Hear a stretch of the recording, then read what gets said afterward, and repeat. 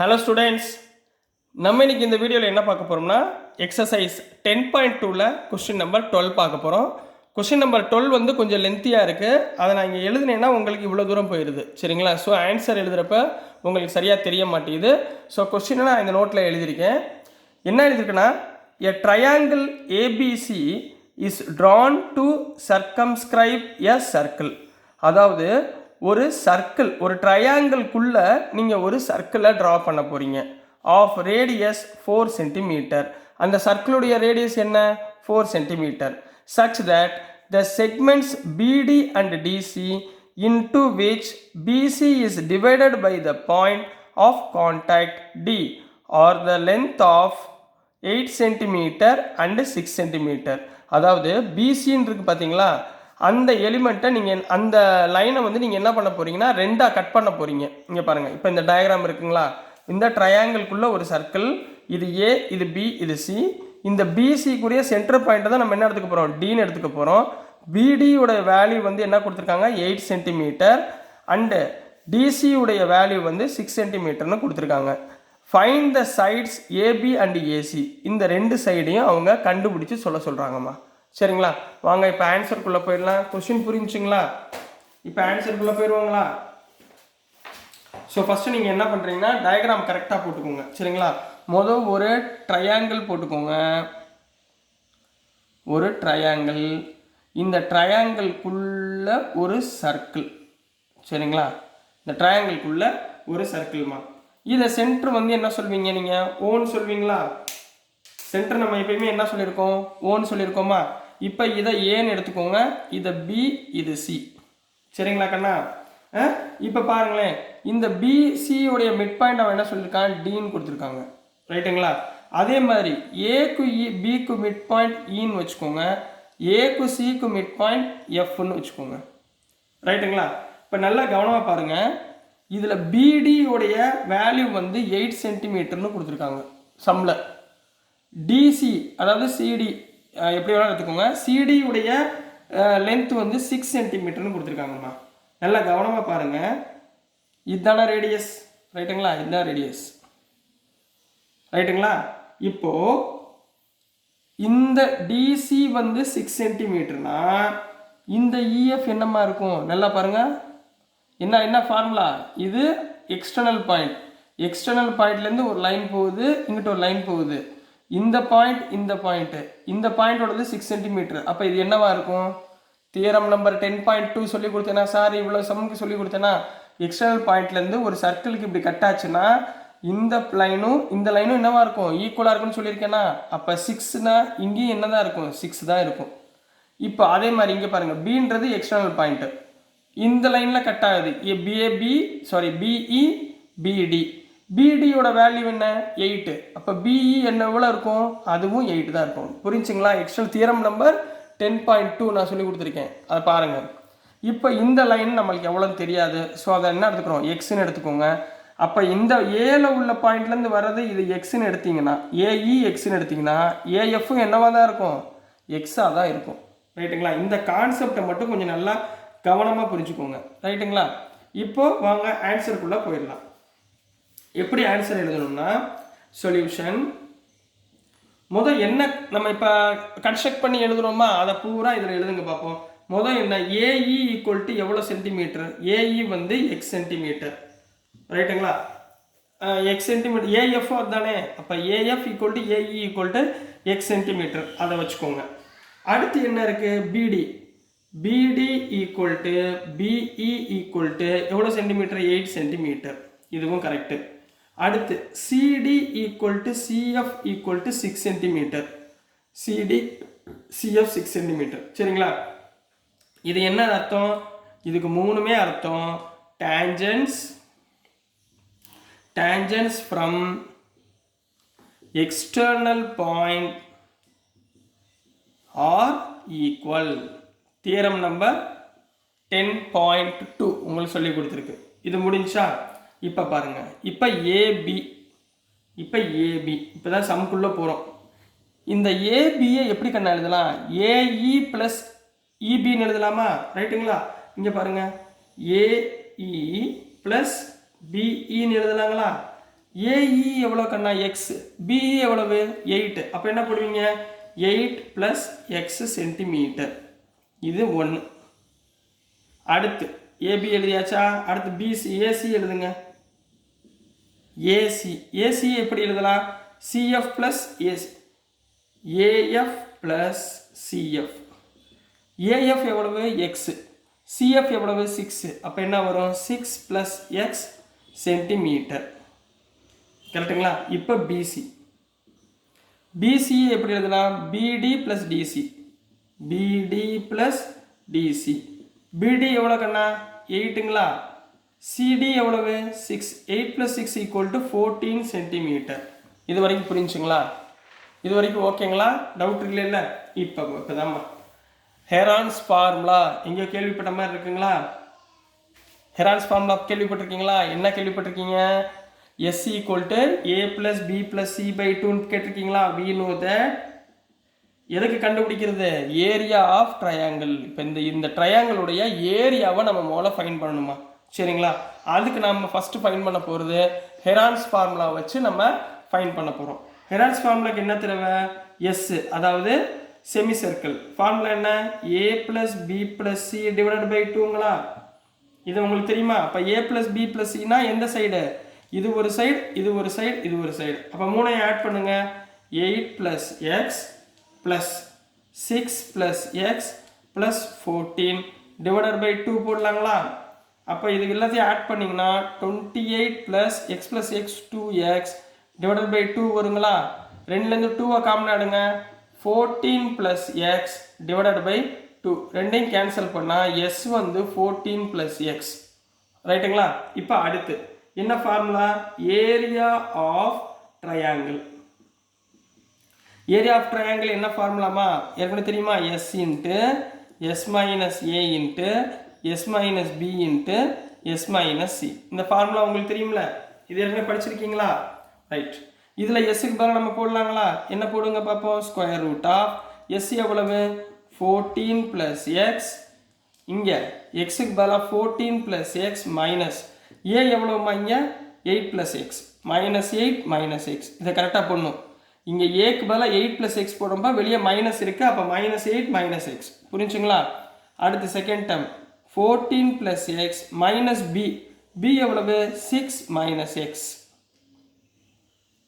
அடுத்து 14 + x minus c எவ்வளோமா? 14 centimetre. இதில் எது கேன்சல் ஆகும்? 14 கேன்சல் ஆகும். இதில் x கேன்சல் ஆகும்.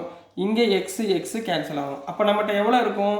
√ 14 + x × 14 - 8 6.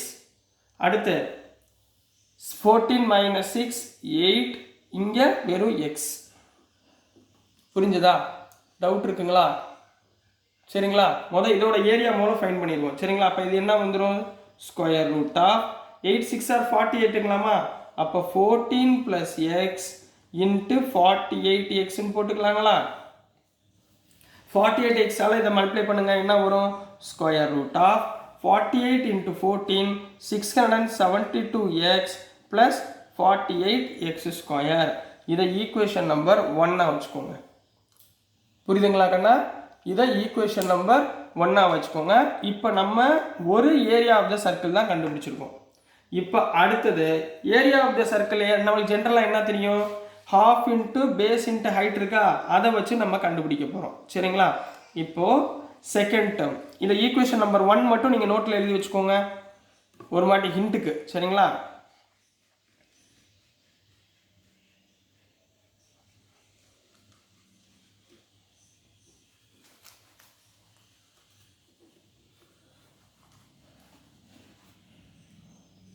சரிம்மா.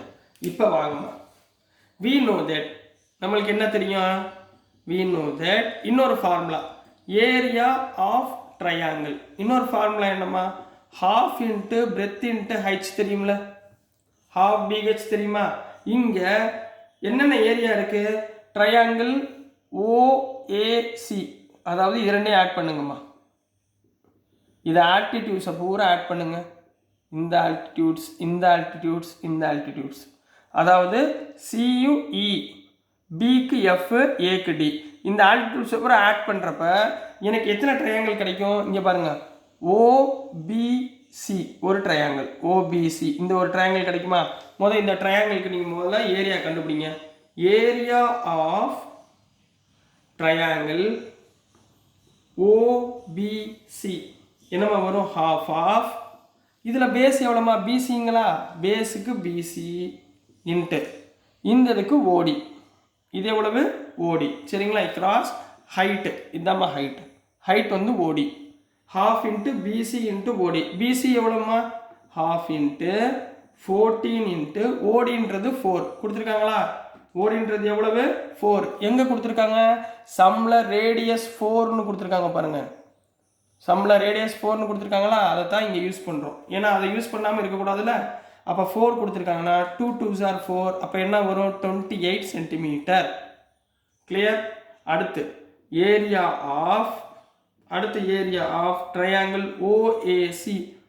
ஓஏசி இந்த ட்ரையாங்கிள் எடுக்கிறோம். ரைட்டுங்களா? அப்போ ஹாஃப் இன்ட்டு இதோடைய பிரெத் என்ன? ஏசி. இதோடைய ஹைட் என்ன? இதுவும் 4 இன்ட்டு என்ன வரும்? OF equal to half into AC எவ்வளோமா வந்திருக்கு? 6 + x 6 + x இன்ட்டு 4. கேன்சல் பண்ணிங்கன்னா 2ன்னு வருங்களா? 2 இன்ட்டு 6 + x என்ன பண்ணலாம்? 12 + 2x சென்டிமீட்டர். இது ரெண்டாவது. அடுத்ததுமா ஏரியா ஆஃப் மூணாவது ட்ரையாங்கிள் என்ன? இந்த triangle OAB. OAB equal to half of into ஏபின்றது பேஸு, இங்கே ஓஇன்றது ஹைட்டு. ஓஇன்றது ஹைட்டு. அப்போ என்ன வந்துடும்? ஹாஃப் இன்ட்டு ஏபி எவ்வளோமா? 8 + x இன்ட்டு 4. இதுக்கும் 4 தான். கிராஸ் பண்ணிங்கன்னா 2. ஸோ என்ன வந்துடும்? 16 + 2x. இப்போ 3 வேல்யூ கிடச்சிச்சம்மா. அப்போது area of the triangle 3 value கிடச்சோடனே நம்ம என்ன பண்ண போகிறோம்? இங்கே ஏரியா ஆஃப் ட்ரையாங்கிள் இதை வந்து நீங்கள் கொஞ்சம் லென்த்தியாக போகும். சரிங்களா? ஸோ நான் இந்த 3 வேல்யூமே ஞாபகத்தில் வச்சுக்கோங்க. நான் மேலேருந்து திருப்பி ரிட்டர்ன் செய்ய போகிறேன். சரிங்களா? இப்போ பாருங்கள்,